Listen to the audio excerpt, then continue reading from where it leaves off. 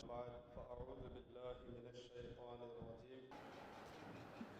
Ambassador, His Excellency Mr. Radin Mohammed Benjamin Scott Kanadi, President of Manto Islam Association of Fiji, Mr. Muhammad Rafiq, General Secretary of the Manto Islam Association, Mr. Muhammad Arafat Ali, members of the media, respected alims, ladies and brothers and sisters, ladies and gentlemen, Assalamu alaikum wa rahmatullahi wa barakatuh.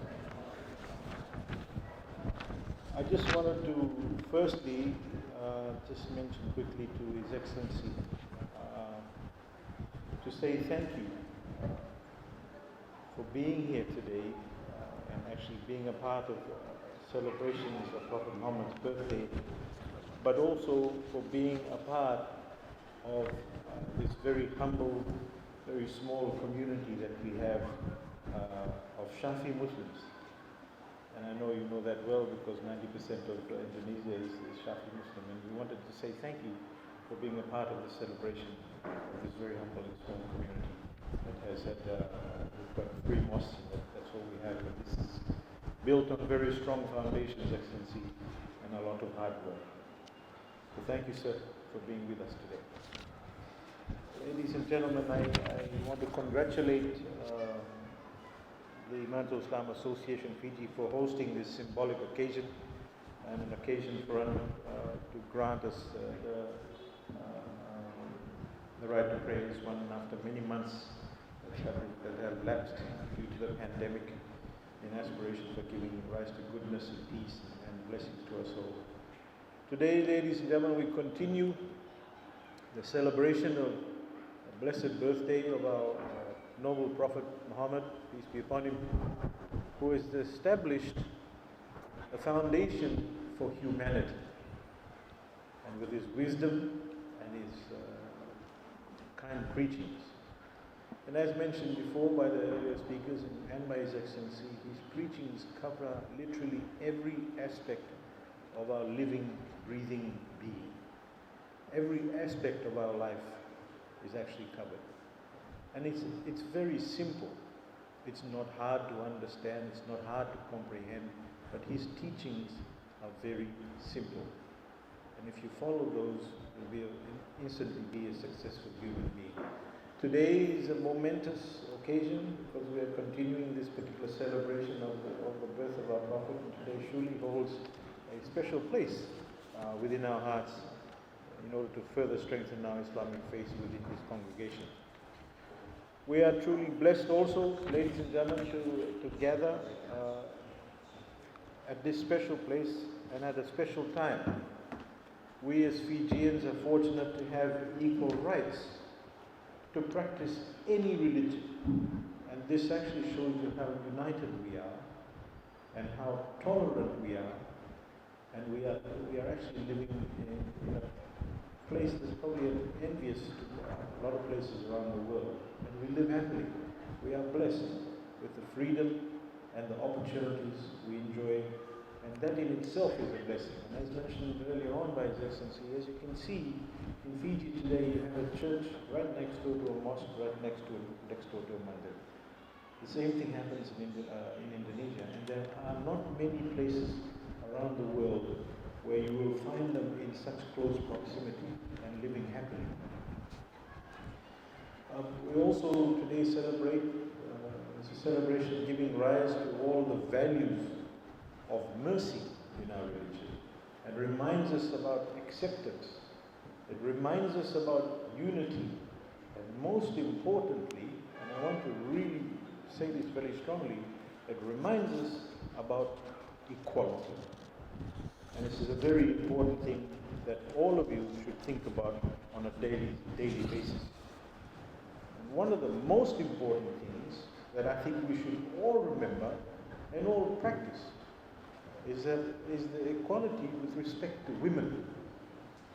Men and women, ladies and gentlemen, all our teachings, all the Prophet's teachings, and our holy books will tell you, men and women have roles. Their roles are different, but their rights are equal. And I do not say that lightly. Each and every one of us, every citizen should remember that. Their rights are equal. In Islam, we are completely equal. Women have their own independence in keeping and defending their individual and public rights, in reaching their goals. They can resort to any source they wish. Men and women are equal because they are created from the same source. We are equal. We must remember that, and we must treat them so. And I'm not addressing this just to the community here. I'm talking about every single citizen. They have the same parents that we do. You know, we are brothers, they are sisters. Women and men are equally responsible. And this is important. Women and men are equally responsible for all the instructions given in the Quran. You must remember that and think very hard about how this works. Every instruction given to us in the Quran, ask any alim, they will tell you. They are equal. The responsibility of those instructions are equal. It's not a different instruction to a man and a different instruction to a woman. It is the same. In Islam, I will give you an example. In Islam, the reward for a woman who takes care of her children or her family, which we all take for granted, is the equivalent to a reward of a man who actually goes to war to defend his country and is killed. It is exactly the same reward. So there is no difference. Ladies and gentlemen, obviously by simple observation, if you all think about it, women have greater endurance. They have greater sensitivity and patience than a lot of us men. They're just born different. But they also have higher responsibilities when these characteristics are required. And I am sure all of you will agree. And there's a reason why I'm saying all of this. You need to realize that. We need to thank our mothers. We need to thank our sisters for being our tower of strength, our source of protection, and most importantly, our source of security. In our homes, in our schools, in our workplaces, and in our communities. You must remember that. For myself, personally, and I know for my brother, our tower of strength, most of you will know who our father was. But our tower of strength was our mother. And that's where we derive our source of strength from. As with other religions, ladies and gentlemen, Islam actually talks about peace, and the Prophet's teachings talk about peace. It talks about harmony. It talks about tolerance.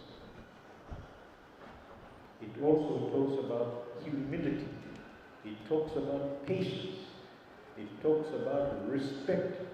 And it talks about solidarity. These are not just words. These must be incorporated into your daily life. These are the teachings that I would ask that every single imam that is sitting here teaches on a daily basis to all our children, regardless of your faith. Because these are the principles that you should live by. Simple: peace, harmony, tolerance, humility, patience, respect, and solidarity. And I can guarantee you that any single imam that's sitting here will pick out an example of the Prophet's life that actually supports those principles that I've actually just spoken about. Our Holy Prophet, peace be upon him, was a living example of these values and what we stand for. We must respect each other.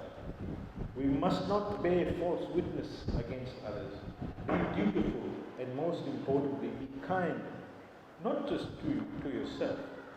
Be kind to your parents, your families, your friends, and animals.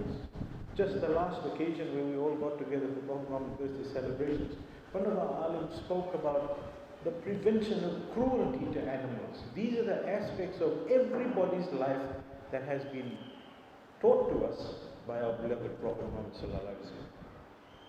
So you can see that if you just took a few minutes a day and suddenly realized that, okay, let me read and find out, or let me ask one of these honored gentlemen here about what the Prophet did with respect to any aspect of your life. Today we've heard the wonderful Alim from Latoka speak about business and trustworthiness and honesty. You must remember that the teachings of the Prophet Muhammad sallallahu alaihi wasallam cover the whole aspect of your life. You're not taught to just look after oneself. We are actually taught how to behave as husbands, or as fathers, as sons, and as neighbors. Our ladies are actually taught also about what you should do when you're a wife, or a mother, or a daughter. We are taught our rights and our obligations, irrespective, and this is important, irrespective of your social standing. It does not matter that I am a minister. It does not matter that His Excellency is an ambassador. We are all equal. And I want to re-emphasize that I'm actually saying this for a reason today. Because I think we all need to sometimes just sit back and think hard about those particular things. We must also appreciate, ladies and gentlemen, we must appreciate that we are so fortunate in Fiji. We are fortunate in Fiji, and by virtue of our constitution, we as Fijians have equal rights to practice any religion. And look at this. You've got a mosque where you are practicing a religion, you've got a church where they're practicing the Christian faith, and you've got a Hindu temple right behind you. Not very many places around the world will you see that. So we should be grateful of what we have.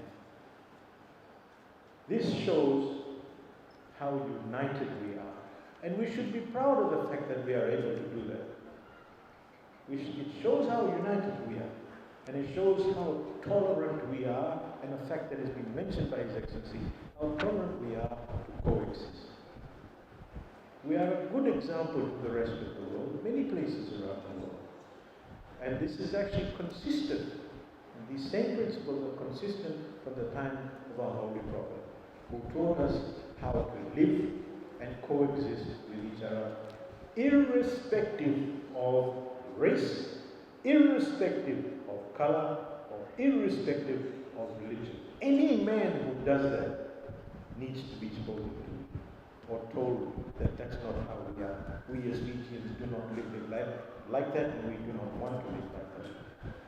In the same message, ladies and gentlemen, the same vein, the message of Islam is actually conveyed by the noble messenger. It was a victory, or is a victory, for the freedom of faith, freedom of choice, freedom of belief, and freedom of thought.